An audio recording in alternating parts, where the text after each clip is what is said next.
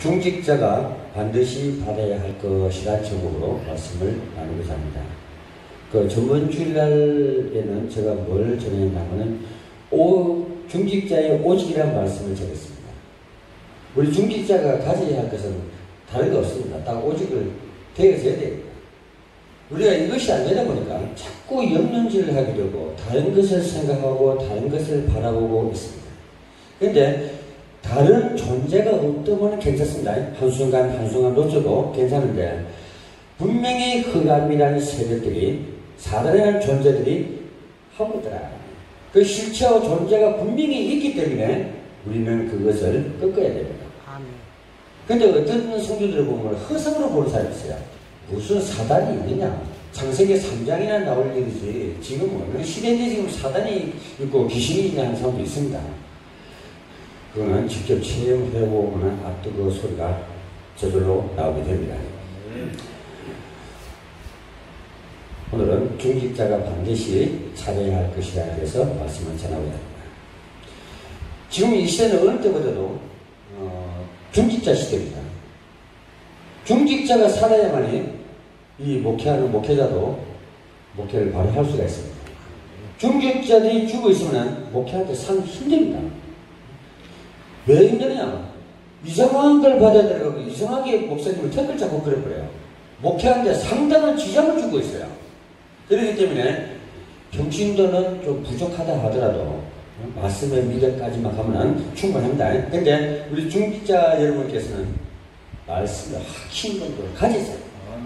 그래야 목사님을 담임 목사님 잘 보필할 수가 있습니다. 보좌할 수 있고 중직자가 무너지면 그 교회 다 무너져버립니다. 중직자라고 할 때는 저는 성경 구절 한 군데를 여러분과 같이 얘기하고 싶습니다. 바로 사도행전 2장 10절. 바로 본문입니다. 로마에서 온 나그네라고 했습니다. 서론에서 잠깐 두 가지를 해봐야 될 것입니다. 안 되는 사람이 있습니다. 죽으라고 해도 안 돼. 아무리 용을 써도 안 돼. 이 사람은 뭐냐? 근본적으로 잘못된 사람입니다. 기본이 안 된 사람입니다. 기초적인 것을 조금만 잘 아면 응답이 오는데 이것마저도 안 돼 있기 때문에 응답을 못 받고 솔직히 여러분 하나님 자네가 응답 못 받고 인도 못 받는다면 참 답답하죠? 네? 그처럼 답답한 게 없습니다. 하나님의 자녀라면 오늘 알고 내일 알고 모레라도 뭐 기분적으로 좀 확신이 온다면 참 그 기쁜 일인데 첫날 만날 기도해도 나 응답은 없고 답답하고 하면 지 혼자 복통치다가 누굴 원망합니까? 목사님도 원망하지만 첫 번째 하나님 원망을 해야 됩니다. 뭐라고 원망하느냐? 하나님 나도 하나님 자는데 저 아무개를 빨리 응답 주고 나는 왜 이래 안 준대요 하고 원망해버립니다. 자기 자신을 타닥이커녕 남을 책임 전가를 시킨대요. 그게 어디서 나오냐? 바로 창세기 3장에서 아담 하와가 책임 전가를 합니다. 아담은 하나님인데 하나님 굳이 저 하와 때문에 내가 먹었습니다 하고 하와야 니는 왜 먹었노 하니까 저 베이비가 물에 해가 먹었다. 그때부터 책임 전가가 나옵니다. 인간이가. 그래서 이분들이 조금만 우리가 말씀으로 기분을 만들어주고 그가 갖고 있는 근본 문제를 해결해 준다면 금방 회복되어 버립니다. 우리는 로마서 16장에 응답을 받아야 됩니다. 마가 다락방이 나오고 루데 집이라고 베베 등 나오죠. 그렇기 때문에 쉽게 얘기하면 지역마다 특징이 있죠. 전도 특징이 있습니다. 그 특징이 있는 교회가 세워져야 된다.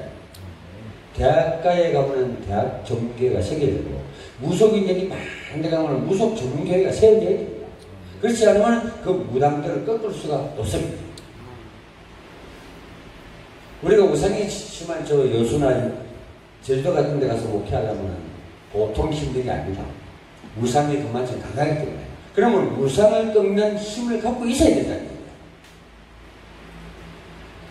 특히 중직자에게 주시는 말씀입니다. 정말 여러분들이 색을 걸어서 전도와 선교가 이해되고 그 흑암의 설정을 꺾어야 됩니다. 안 그러면 우리가 하나님 자녀가 흑암에 물리게 됩니다. 그 네피림 잘 아시죠, 여러분? 예? 네피림을 장악하고 우리가 이기지 못하면요, 사단이가 네피림을 장악하고 세상이 사단화됩니다. 지금도 골리앗과 같은 사람들이 있습니다. 예? 힘세고 키 크고 권력 있고 하는 그 골리앗이라는 인물들을 많이 볼 수가 있습니다, 이 땅에도.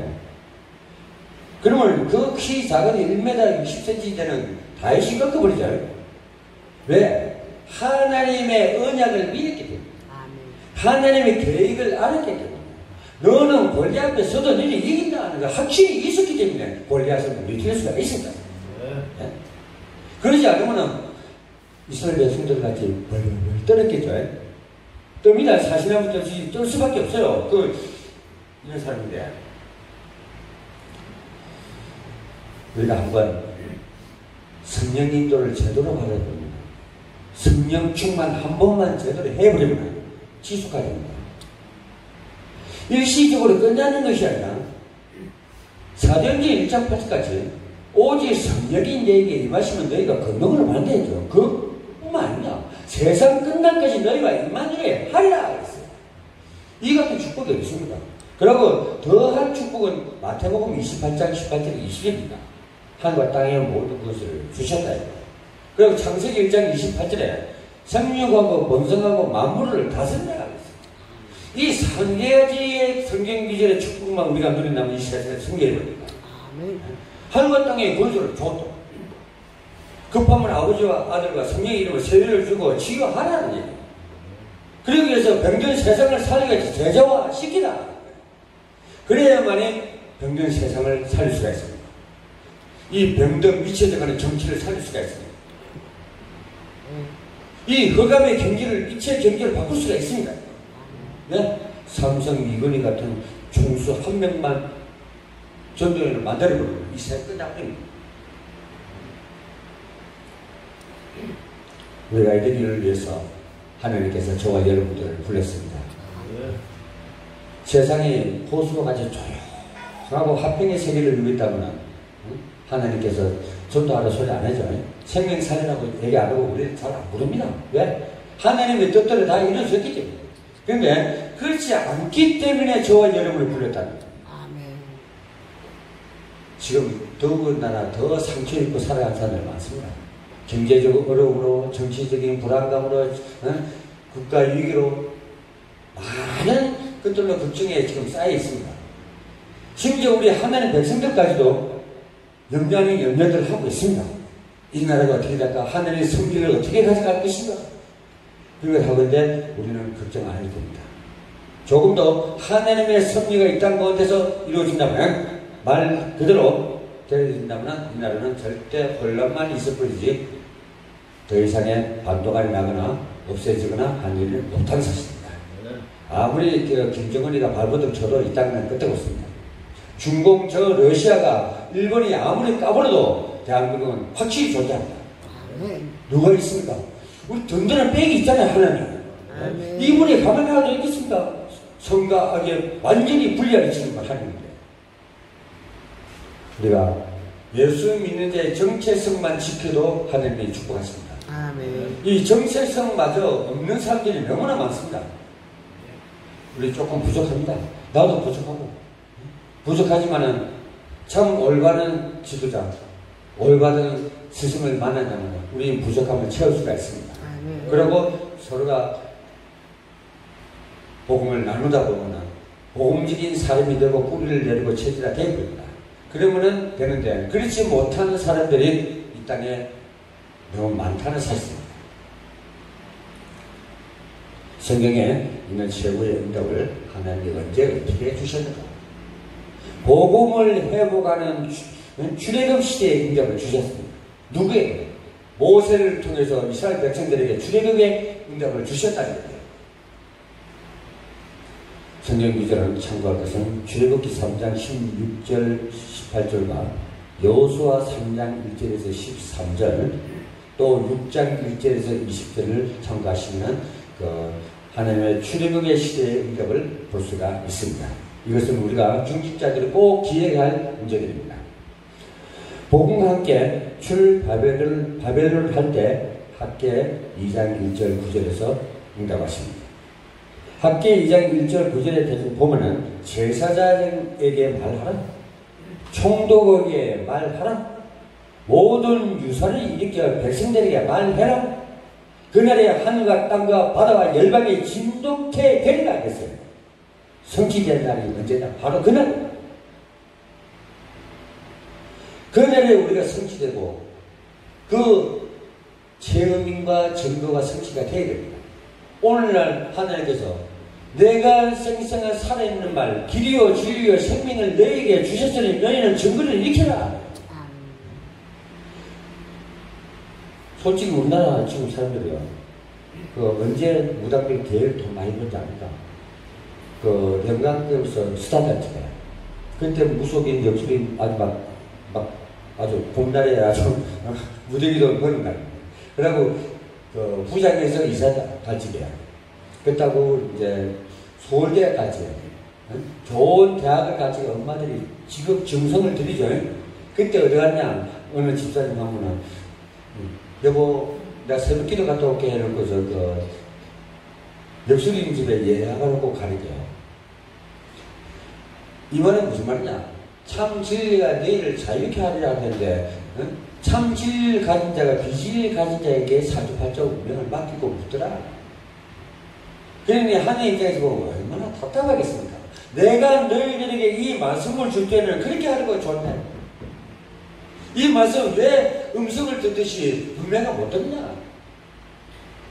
오늘날 우리 성도들이 정말 말씀의 확신을 안 가지면요, 다른 곳으로 빠질 수밖에 없습니다. 그러니 오직이 아니고 다른 것이 되어버려요. 그래서 나 외에는 다른 신을 섬기지 말라는 게 뭐냐면, 다른 신이 있기 때문에 섬기지 말아야죠.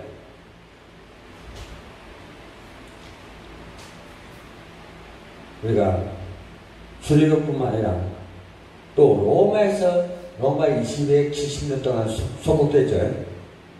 그때서 로마에서 로마 할 때입니다. 정확하게 얘기하면 한 250년 정도 됩니다. 그래서 베드로가 고백한 것이 마태복음 16장 16절 뭡니까? 주는 것이시오 살아계신 하나님의 아들이십니다. 그랬습니다. 가이사라 빌립보에서 주는 그리스도시오 살아계신 하나님의 아들이십니다고 베드로가 고백합니다. 여기에 예수님이 기뻐하는 표정 한번 상상해 봐봤습니까? 바요나 시므나니가 복되도다.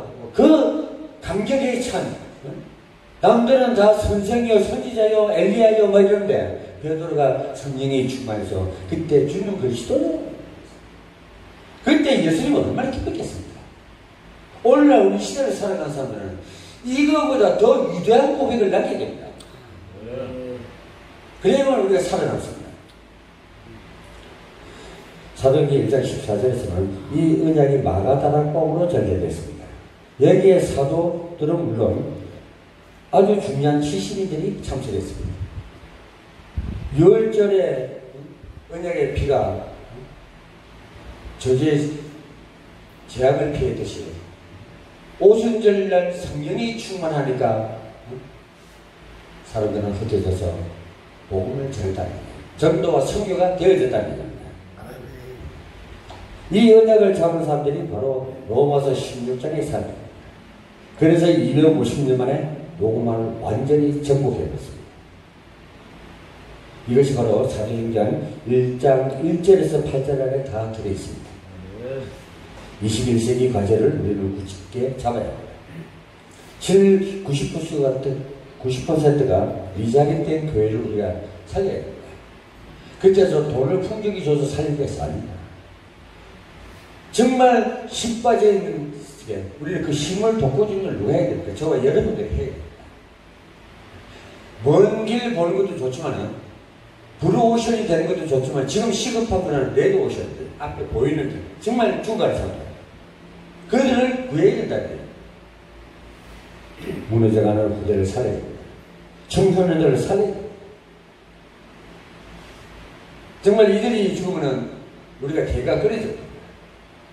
우리가 특히 기독교가 해야 할 일이 다른 것도 많지만 후대에 살리는 데 전념을 다해야 됩니다. 지금 어느 때보다도 여러 가지 환경으로 통해서 문 닫는 교회들이 발생했습니다. 왜 그들이 문 닫는가? 빨리 그 근본적인 문제를 찾아서 해결을 해야 돼요. 언약적 응답을 이제는 받아야 돼요. 정말로 복음받은 사람이요, 복음을 전하는 사람이라면 하나님의 언약적 축복을 우리에게 주십니다. 왜? 하나님은 복의 근원이기 때문에.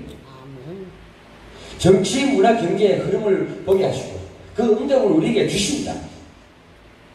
근본적 축복, 이것이 바로 너로 말미암아 대표적인 축복, 열방이 시대적 축복으로 바뀌었어요. 아브라함에게 너의 씨로 말미암아 네가 복의 근원이 되리라 그랬어요. 그러니까 우리는 언약만 잡고 그걸 성취시킨다면 가는 곳마다 바른 곳마다 흑암의 세력들을 꺾으면 누가 됩니까? 우리의 땅이 될 겁니다. 꼭 내 거라서보다 그 지역을 살리는 것이 우리 땅입니다. 그게. 우리는 오직 유일성을 가져야 합니다. 다원론주의가 아닙니다. 속지 마시기 바랍니다. 우리는 오직 예수 그리스도입니다. 그 십자가의 도를 우리는 깨달아야 됩니다. 그렇지 않으면 다른 것을 쫓아가야 돼요. 지금 아무 단체에서는 다원론을 얘기하죠. 기독교만 구분은 있는 게 아니고, 여기도 있고 저기도 있다 그러죠. 이것이 신신학입니다. 요즘 무슨 기적이 있냐 하고 신신학이 파헤치고 있어요. 예수 십자가 얘기하지 마라. 봉에 갈라진 얘기하지 마라. 이거는 절대적으로 합리적인 그런 그들을 볼 수가 있습니다. 하나님은 절대 주권을 안 믿습니다. 이제는 그러니까 합리적인 신학이 나오게 됩니다. 사람은 합리적이어야 하지만 구원은 합리주의를 가지고는 못 받습니다. 이제 결론입니다. 나의 인생, 여기서는 오직 그리스도. 모든 문제 해결자가 예수가 그리스도라는 여기서 답을 찾아내야 됩니다. 여기에 따라서 나의 전도, 이날로부터 하나님이 역사하시게 됩니다. 우리가 정말 그를 하나님을 바라보고 가면요, 하나님, 내 적군들이 지금 앞에 가고 막히는데 하나님 내가 그 권능을 믿고 자기들끼리 가서 싸우겠습니다 하고 나가면 벌써 하나님 가서 다 정리해버립니다. 그게 하나님 자녀된 입장입니다.